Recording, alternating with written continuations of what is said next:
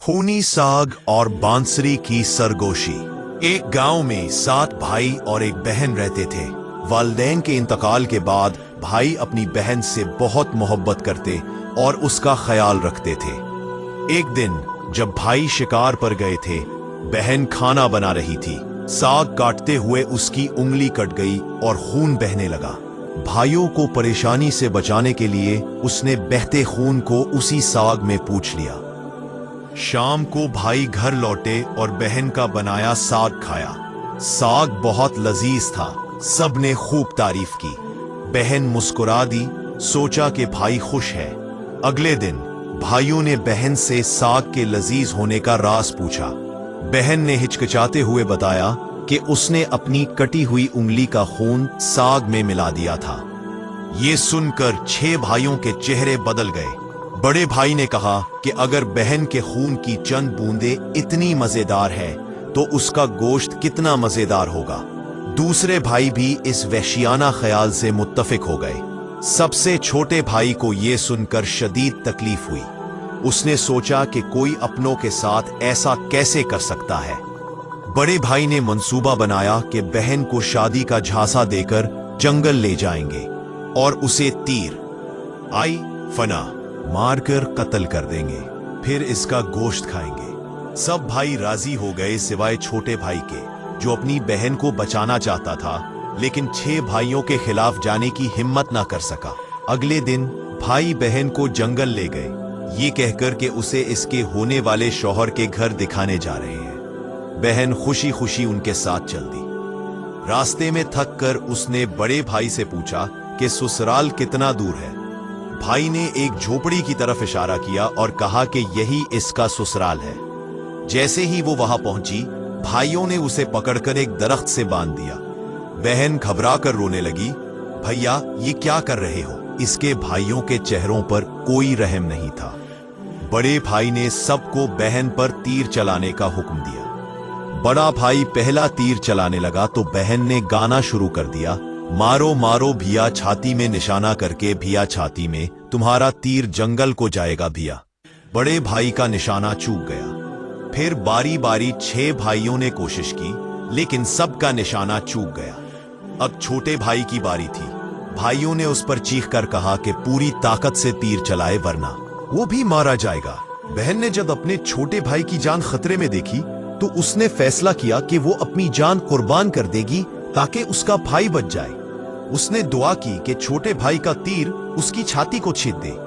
मारो मारो भिया छाती में, निशाना करके भिया छाती में, तुम्हारा तीर मेरी छाती को छेद जाए भिया। छोटे भाई की आंखों से आंसू बह रहे थे। उसने कांपते हाथों से तीर चलाया। तीर बहन की छाती में पैवस्त हो गया और वो तड़प कर मर गई। 6 भाइयों ने इसके जिस्म के टुकड़े किए और गोश्त पकाया। छोटे भाई को लकड़ियां और पानी लाने भेजा। वो रोता हुआ जंगल से कुछ मछलियां और केकड़े ले आया। उसने फैसला किया कि वो बहन का गोश्त नहीं खाएगा। उसने चुपके से अपनी प्लेट का गोश्त एक गड्ढे में छुपा दिया और मछली केकड़े खाए। खाने के बाद उसने बहन की बाकी हड्डियां भी इसी गड्ढे में छुपाकर मिट्टी डाल दी। वक्त गुजरने के साथ उस जगह से बांस का एक पौधा निकला और एक घना झंड बन गया। एक दिन एक संत वहां से गुजरे और उस बांस से एक सारंगी बनाई। संत उसी गांव में भीख मांगने आए जहां वो भाई रहते थे। 6 भाइयों की शादी हो चुकी थी, लेकिन छोटा भाई अपनी बहन के दुख में अकेला था। जब संत बड़े भाई के घर पहुंचे तो सारंगी खुद ब खुद गाने लगी। नहीं बजो रे सारंगी, यही है सबसे बड़ा, बड़े भाई के घर नहीं बजो रे सारंगी। बड़े भाई को पसीने छूट गए। वो समझ गया कि ये बहन की आवाज है। उसने संत को जल्दी से भेज दिया। इसी तरह तमाम 6 भाइयों के घर जाकर सारंगी ने वही गीत गाया। आखिरकार संत छोटे भाई के घर पहुंचे। जैसे ही संत ने कदम रखा, सारंगी की धुन बदल गई और एक सरीला गीत बजने लगा। बजो रे बजो सारंगी, मेरे सबसे छोटे भाई के घर, मन की बात मन में छुपाकर जग जग से रख रहा है। बजो रे बजो सारंगी, यही है मेरे सबसे प्यारे भाई का घर। छोटा भाई हैरान रह गया और उसे बहन की आवाज महसूस हुई। उसने संत का इस्तकबाल किया और सारंगी की कहानी पूछी। संत ने बताया कि ये एक खास बांस से बनी है। छोटे भाई ने सारंगी मांगी और संत ने उसे दे दी। छोटे भाई ने सारंगी को घर में एक मुकद्दस जगह पर रखा और उसकी पूजा की। कुछ दिन बाद उसे अपने घर में एक अजीब तब्दीली महसूस हुई। हर रोज जब वो काम से वापस आता तो घर साफ सुथरा मिलता, बर्तन धुले होते। पहले उसे लगा कि कोई पड़ोसी मदद कर रहा है, लेकिन जब ये रोजाना होने लगा तो उसने सच जानने का फैसला किया। एक रात वो घर के एक कोने में छुप गया। आधी रात को सारंगी से रोशनी निकली और आहिस्ता आहिस्ता एक लड़की की शक्ल इख्तियार करने लगी। वो लड़की बिल्कुल उसकी मुर्दा बहन जैसी थी। उसकी बहन ने घर के तमाम काम किए और फिर सारंगी में वापस समा गई। छोटा भाई हक्का बक्का रह गया। अगले दिन उसने ये राज अपनी बड़ी भाभी को बताया। भाभी ने उसे एक तदबीर बताई। जब बहन सारंगी से बाहर आए तो सारंगी को आग में डालकर उस पर गुनगा जल छिड़क देना। इस तरह वो रूह पुराने जिस्म के बंधन से आजाद हो जाएगी। रात को छोटे भाई ने भाभी की हिदायत पर अमल किया। जैसे ही उसकी बहन सारंगी से निकली और काम खत्म करके वापस सारंगी में जाने लगी, छोटे भाई ने सारंगी को आग में डाल दिया और उस पर गुनगा जल छिड़का। एक तेज रोशनी निकली और बहन इंसानी रूप में वापस आ गई। छोटा भाई उसे देखकर रो पड़ा और उससे लिपट गया। दोनों भाई बहन रोते रहे। फिर छोटे भाई ने फैसला किया कि वो अपने भाइयों को उनके गुनाहों का एहसास दिलाएगा। उसने गांव वालों को इकट्ठा किया और रोते हुए पूरी कहानी सुनाई।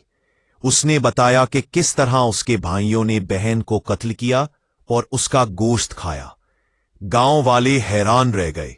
फिर छोटे भाई ने अपनी बहन को आवाज दी और वो सबके सामने आई। गांव वाले अपनी आंखों पर यकीन ना कर सके, बहन जिंदा थी। 6 भाइयों को जब ये खबर मिली तो उनके होश उड़ गए। गांव वालों ने गुस्से में आकर उन्हें गांव से निकालने का फैसला किया। बुजुर्गों के हुक्म पर 6 भाइयों को घसीटकर सबके सामने लाया गया। वो डर के मारे गड़गड़ाने लगे। गांव वालों ने फैसला सुनाया कि उन्हें लाठियों से पीटते हुए गांव की सरहद तक छोड़ दिया जाए और दोबारा कभी गांव में ना आने दिया जाए। उनकी बीवियों ने भी उन्हें छोड़ दिया। लोगों के गुस्से के बावजूद बहन को अपने भाइयों की बेबसी देखकर रहम आ गया।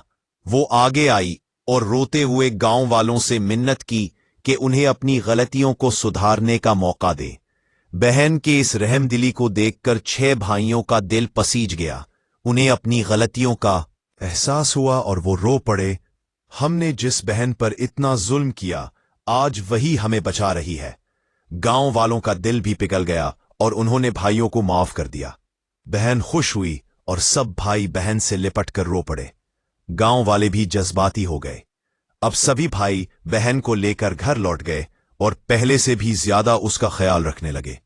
वो सब हंसी खुशी जिंदगी गुजारने लगे।